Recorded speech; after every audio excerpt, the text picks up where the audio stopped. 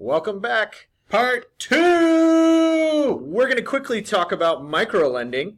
Just a quick reminder, though. If you have this paper here, your notes packet, you should be filling it out. And now, back to our regular scheduled microlending program. So microlending is essentially small loans are given out to people who maybe don't make a lot of money and they want to start their own business. So these are loans of like under $1,000. And they're used to buy goods so that they can make some sort of product to be sold locally. And one of the big benefits of this is it allows people to have jobs, which is always great. Jobs are the best! It also allows that local markets are going to have more local things, which means that we're going to use less fuels, less impact to the environment. And then another benefit is that it empowers, we've found that it empowers women in particular, and it has allows women to have jobs, and then this also lowers fertility rates, and it also stabilizes populations in areas where that's not the case. It increases people's quality of life, it provides a better income, and people are living, it moves people up on the socioeconomic scale out of poverty. That all sounds fabulous. Go microlending. The next thing we're going to talk about is just kind of the role of government and environmental management. But the first thing we've got to talk about is kind of how our environmental worldview is this is what shapes kind of what we believe and how we behave in regards of the environment. So one of the big things that we're going to talk about is there's an anthropocentric view, which is a human-centered view, very different than an orca-centered view, and a shark-centered view. Do you think those would be called cetacean-centric? Very much so. Yes. Or elasmobranch-centric? For sure. Fabulous. And we probably wouldn't care much about the humans in those. That's true. You know what I always think about when I think about anthropocentric, though? Insects. No, we're talking humans. This is a human-centered view. Yes. Essentially, the intrinsic value or the value of nature is that it's there for human use. And that's pretty much what nature is there for. That's the anthropocentric view. Oh, that's not great, because I want to have use of nature, too. Well, anthropocentric would say your use is shark fin soup. That's not fun. What if we did a biocentric one, which is life-centered? Says humans are just one of many species on Earth, all of which have equal value. I support this. I like being alive and being on Earth, and I think I have value. Not as a soup, but as a shark. I think you have value. Thanks, you friend. also taste yummy when I eat you. Ecocentric. Don't know what to do with that.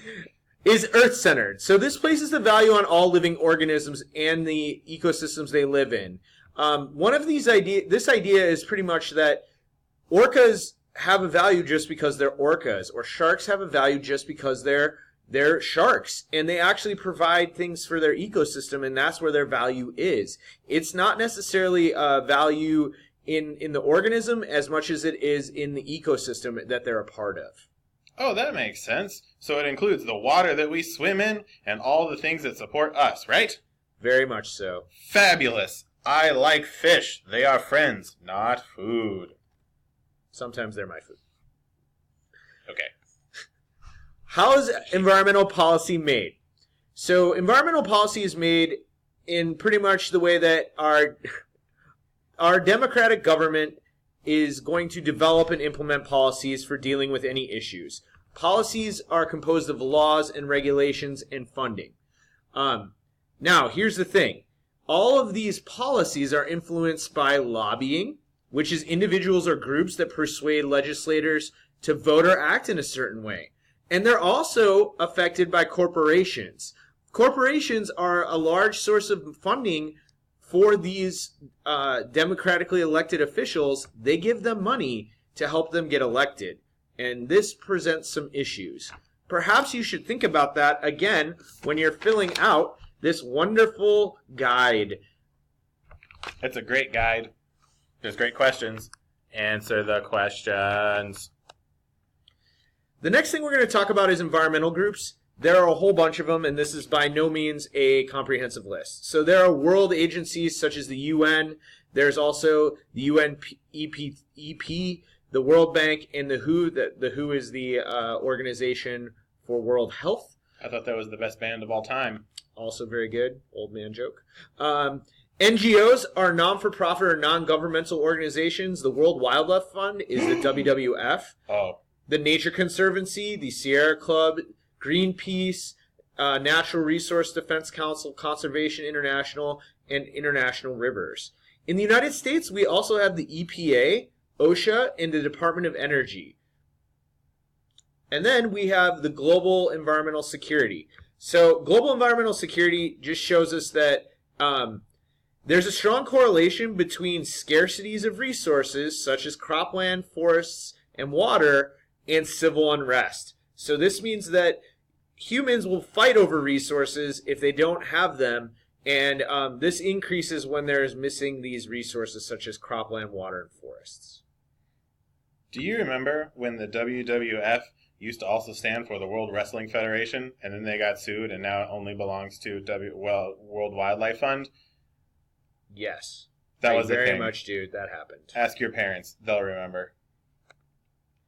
The last thing we want to talk about today is some of the most important legislation that's been passed. And we're only going to talk about 3. Not that the others aren't important, but we're going to talk about the 3 that pretty much affect a lot of the environmental laws that exist to this day. So the Endangered Species Act, which was enacted in 1973, the goal of that act is to protect animals and plants from extinction.